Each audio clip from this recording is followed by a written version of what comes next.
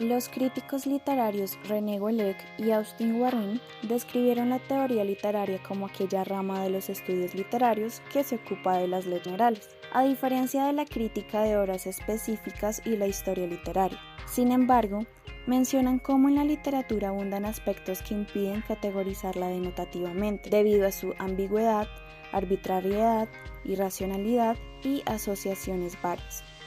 Según estos autores, los factores sociales no solo determinan la obra creada, sino que también su forma de contemplación.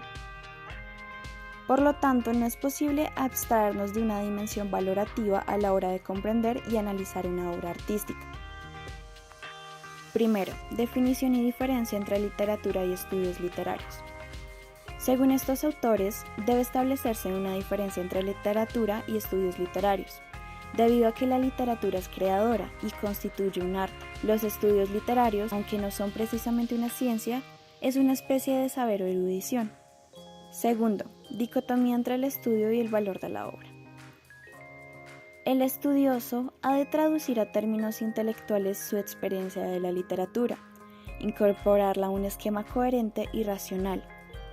Puede ocurrir que el tema de estudio sea irracional o que contenga elementos irracionales. Algunos teóricos niegan que los estudios literarios sean conocimiento o que una obra literaria se pueda analizar, partiendo de que solo se debe apreciar. El problema estriba en abordar intelectualmente el arte y el arte literario, ya que no se tiene en cuenta que el verdadero estudio de la literatura es a su vez literario y sistemático. Tercero, los métodos investigativos de las ciencias naturales. Utilizando los métodos desarrollados por las ciencias naturales, se busca analizar la literatura. Es así que se trabaja la objetividad, impersonalidad, certeza, hecho, antecedentes y orígenes causales del arte. Este método busca explicar los fenómenos literarios considerando condiciones económicas, sociales y políticas. Cuarto, consecuencias de este enfoque analítico. Intentar analizar la literatura de esta forma es una técnica muy limitada y restringida. Muchos estudiosos literarios admiten que este método conlleva el fracaso, ya que no se lleva a cabo el mejor análisis. Proponen a su vez reconocer y utilizar los diferentes métodos de las ciencias físico-naturales y de las humanidades para analizar la literatura. Quinto, la distinción entre métodos de las ciencias naturales y humanas. En 1883, Guillermo Dilthey establece la diferencia entre ambos enfoques. El método científico da un acercamiento en función de sus antecedentes causales, mientras que el método de las humanidades trata de comprender su sentido y su proceso de comprensión como tal, el cual es individual y subjetivo. El método científico trata de establecer leyes generales, en cuanto el método humanístico trata de aprender el hecho único que no se repite. Heinrich Ricker traza una división entre ciencia natural y ciencia cultural. La ciencia cultural se interesa por lo concreto e individual, mientras la ciencia natural se ocupa de hechos sucesivos.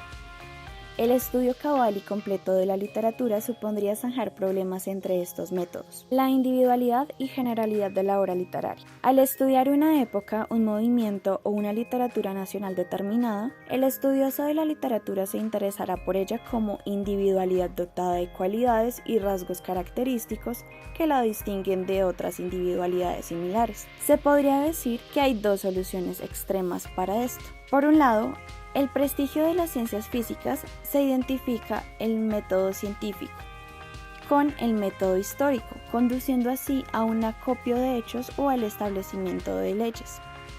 La otra solución es afirmar el carácter personal de la comprensión literaria y la individualidad, e incluso la unicidad de toda obra literaria.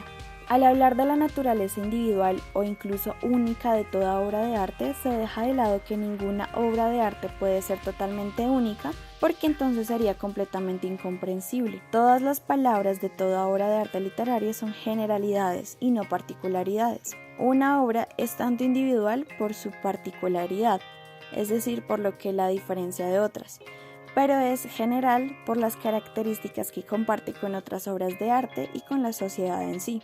El arte de leer es un ideal de cultivo puramente personal, que no debe ser confundido con el concepto de investigación literario, que es suprapersonal,